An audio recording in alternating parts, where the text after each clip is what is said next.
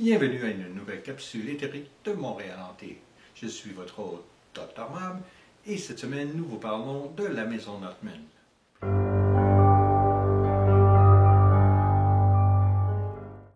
Montréal Hanté présente chaque samedi des capsules en anglais et en français sur les phénomènes de hantise de Montréal et de la région. Pour en savoir plus sur l'organisation fondée par Donovan King, vous pouvez suivre les liens dans la description. Et maintenant, parlons fantôme.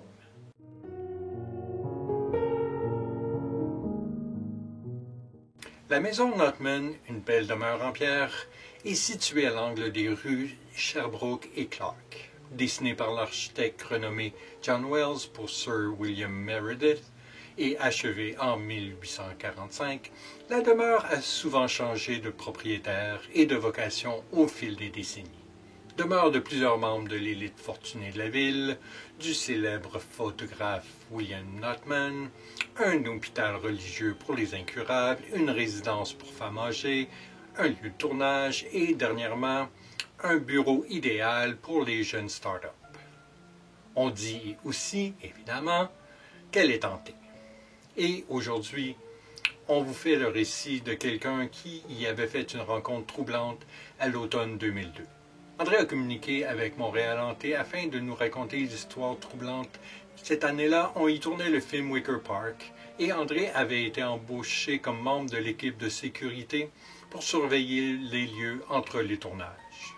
Ce soir-là, ils étaient deux à travailler sur le site. Son collègue Aldo était de patrouille à l'extérieur de la résidence et lui-même à l'intérieur. À l'époque, il y avait de vieilles cellules lugubres au sous-sol. Il continue son récit en décrivant l'intérieur de la maison pour le tournage. Une grande pièce servant de salon et de cuisine, une autre de chambre à coucher et une troisième de bureau. La maison était reliée à l'ancien hôpital St. Margaret's par une passerelle avec des portes battantes de style western.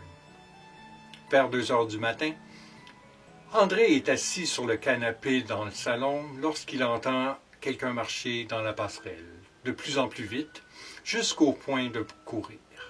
Et paf, les portes battantes s'ouvrent pour se refermer aussitôt, comme si quelqu'un venait juste de passer à travers en courant. André se lève d'un coup et éclaire l'endroit de sa lampe de poche, mais ne voit personne. Il explique qu'il est allé voir dans le couloir et que personne ne s'y trouvait. Il croit que son collègue lui joue un tour et l'appelle avec la radio pour lui demander où il se trouve.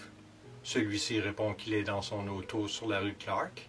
André lui demande alors de l'accompagner afin de faire une inspection plus approfondie des lieux, mais ils ne trouvent personne et sont incapables d'expliquer l'événement.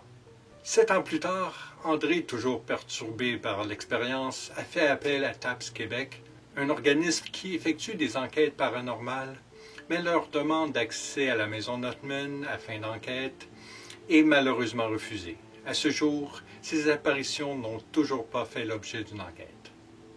André, déçu, a gardé l'histoire pour lui jusqu'en mars 2016 lorsqu'il contacte Montréal Hanté. Toujours tracassé par cette expérience étrange près de 15 ans plus tard, il dit qu'il est dommage que la partie de la maison qui abritait les bureaux et tout le reste a depuis été démolie et rénovée. Qu'est-ce qui hante donc la maison Notman? Revenons en arrière pour voir si nous pouvons élucider ce mystère. En 1843, Sir William Meredith, un avocat célibataire de 31 ans, confie la conception de la maison au célèbre architecte John Wells. Wells avait auparavant dessiné l'opulent édifice de la Banque de Montréal, encore situé au côté nord de la place d'Armes, ainsi que le marché Saint-Anne. Celui-ci a été incendié par une foule en colère en 1845, alors qu'il abritait le Parlement du Canada. Achevée cette même année, la demeure de Meredith se distingue par son style néo-grec, sa simplicité, son élégance raffinée et sa construction de la plus haute qualité. Sir William y vit heureux jusqu'en 1949, année où il devient juge et doit déménager à Québec.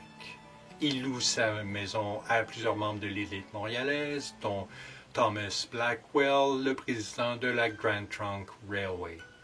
avant de la vendre à Alexander Molson, le petit-fils du brasseur John Molson.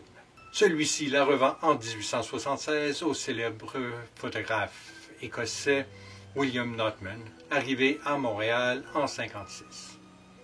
Il s'y installe avec sa famille et la demeure est désormais connue sous le nom de Maison Notman. William Notman y exploitait un studio de photographie très prospère. La technologie était de pointe à l'époque et prendre des portraits des riches clients s'avère une activité très rentable. Notman était un artiste acharné. Il consacrait de nombreuses heures à son entreprise et à la mi-novembre 1891, le photographe surmené contracte une grippe qu'il ignore, continuant à travailler alors qu'elle se transforme en pneumonie. Notman meurt chez lui malgré le repos complet que son médecin lui avait ordonné. À son décès, son œuvre compte plus de 450 000 photographies qu'on peut voir aux archives photographiques Notman du musée McCord à Montréal.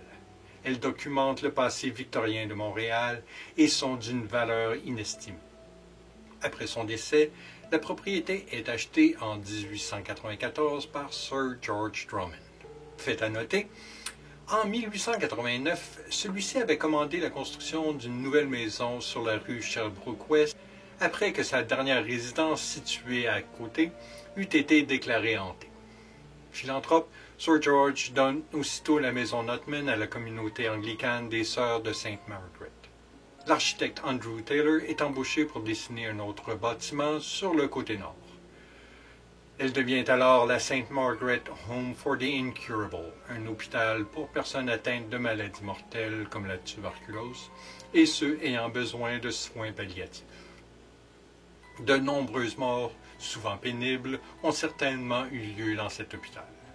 Une passerelle est construite afin de relier les deux bâtiments entre eux et un jardin de convalescence est créé à l'arrière. L'esprit rencontré par André était peut-être le fantôme d'une infirmière qui courait au chevet d'un patient moribond, puisqu'il traversait le passage de l'hôpital à la maison Notman.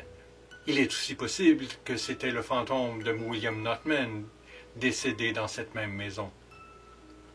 L'hôpital est finalement transformé en résidence pour femmes âgées. En 1991, après près d'un siècle sous la gouverne des Sœurs anglicanes, la St. Margaret's Home fusionne avec la Good Shepherd's House for Elderly Men à Westmount. Pour la première fois de leur histoire commune, la maison Notman et la St. Margaret's Home sont abandonnées.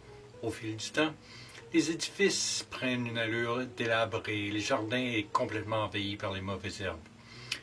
Peu d'humains y mettent les pieds, sauf pendant de rares occasions pour des tournages. La propriété demeure sur le marché, mais les spéculateurs immobiliers ne savent pas trop quoi en faire. On propose de le transformer en centre de photographie Notman pour y exposer, y mettre en valeur les meilleures photographies du Québec, dont, bien entendu, la collection personnelle de Notman. Mais ce plan tombe à l'eau à cause de l'instabilité économique qui sévissait à l'époque. On propose également de démolir le jardin de convalescence et l'ancien hôpital pour y construire un hôtel de luxe, mais le plan est rejeté en 2001 par le ministère de la Culture car la propriété est classée monument historique depuis 1979.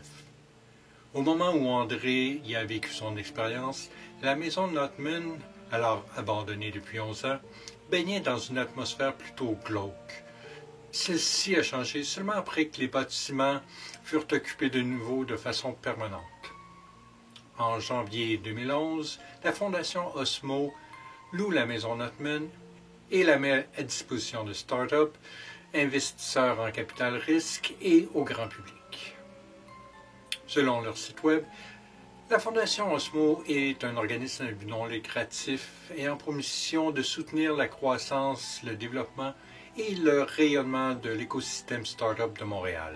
Avec la maison Notman, elle offre depuis 2012 un milieu vibrant et accessible à tous. Notman favorise la collaboration ainsi que le transfert des connaissances et du savoir-faire entre les différents acteurs de la communauté.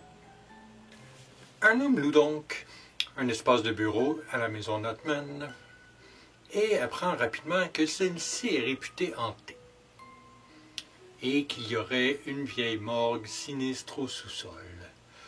De nombreuses entrées par effraction ont lieu au cours des années, faute de surveillance et de système d'alarme.